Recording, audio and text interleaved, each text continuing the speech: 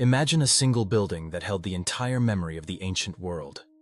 A place where the greatest minds on Earth gathered to trade ideas, debate the universe, and record everything humanity had learned so far.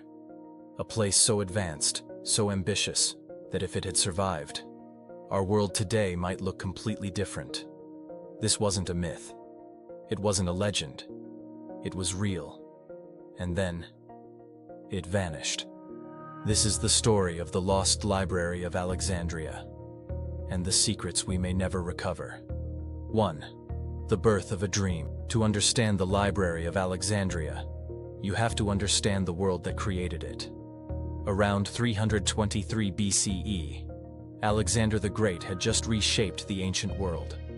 His empire stretched from Greece to Egypt to India, and with it came a flood of cultures, languages, and ideas colliding for the first time. After Alexander's death, one of his generals, Ptolemy I, took control of Egypt. He had a vision: to turn Alexandria into the intellectual capital of the world. Not just a city of wealth, not just a city of power, but a city of knowledge. And so the Library of Alexandria was born, part of a larger institution called the Mauseon, or Temple of the Muses. This wasn't just a library.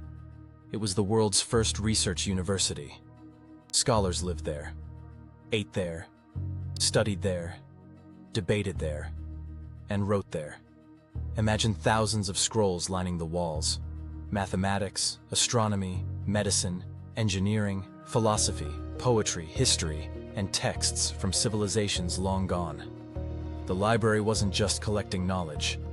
It was absorbing it. 2. The ambition. Collect everything. The Ptolemies had one rule: if knowledge exists, Alexandria must have it.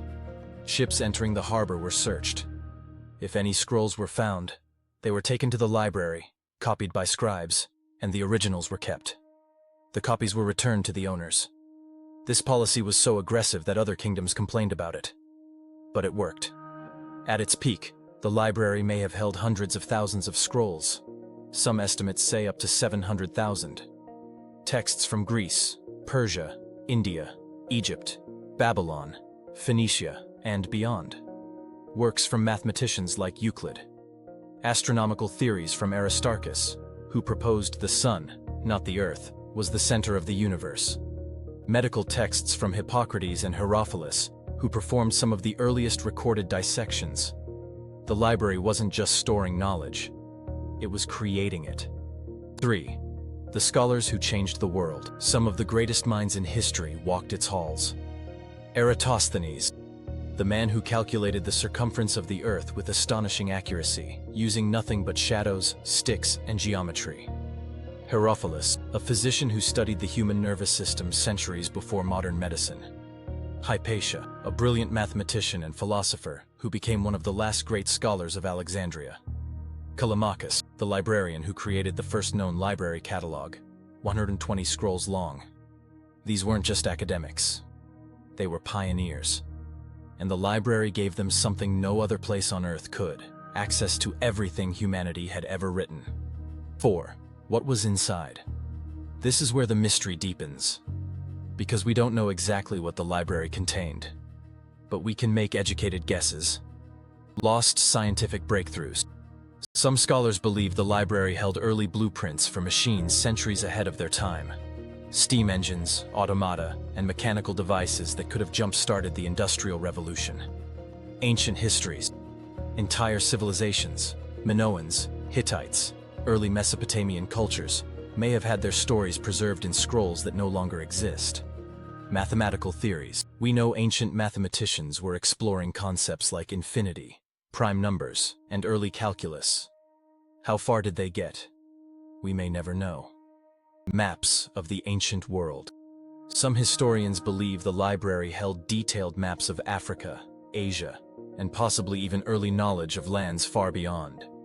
Religious and philosophical texts, ideas that could have reshaped modern belief systems, might have been stored there. The library wasn't just a building.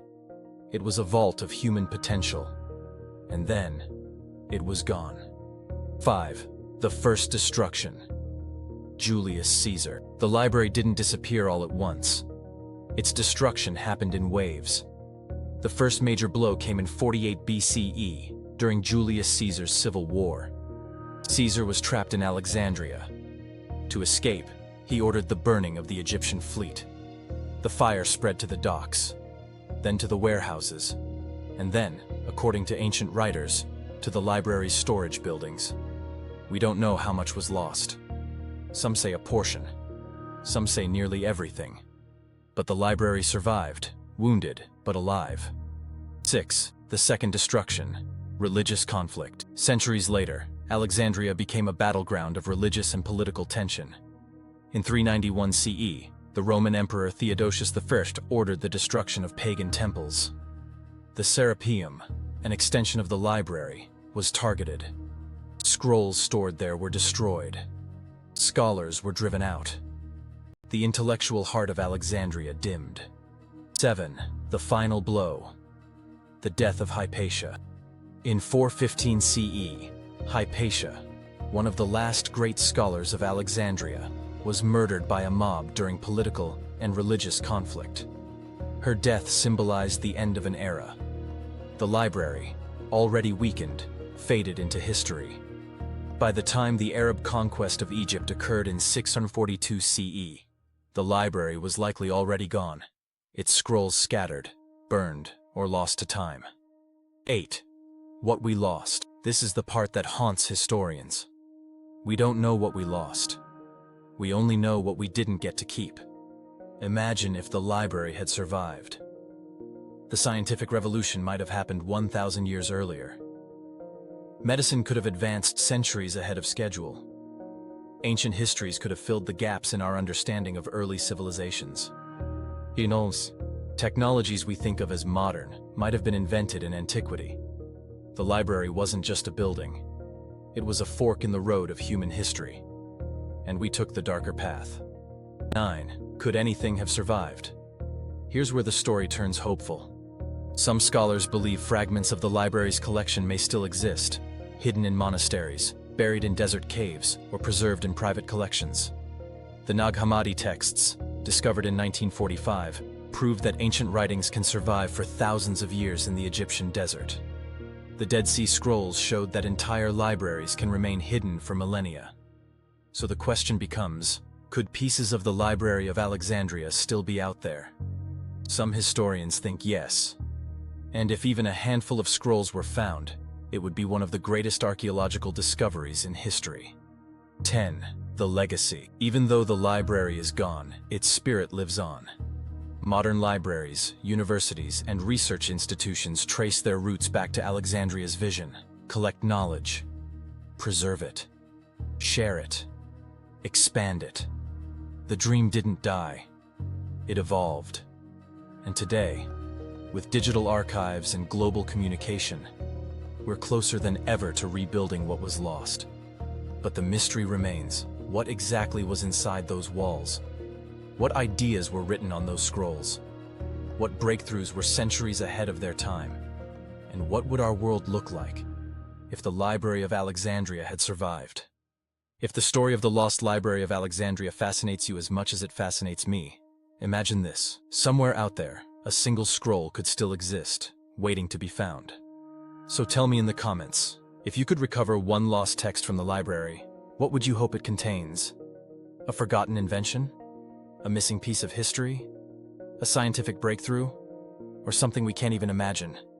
And if you want more deep dive mysteries like this, make sure you subscribe, hit the like button, and share this video with someone who loves ancient secrets. Because the more we explore the past, the closer we get to understanding the future.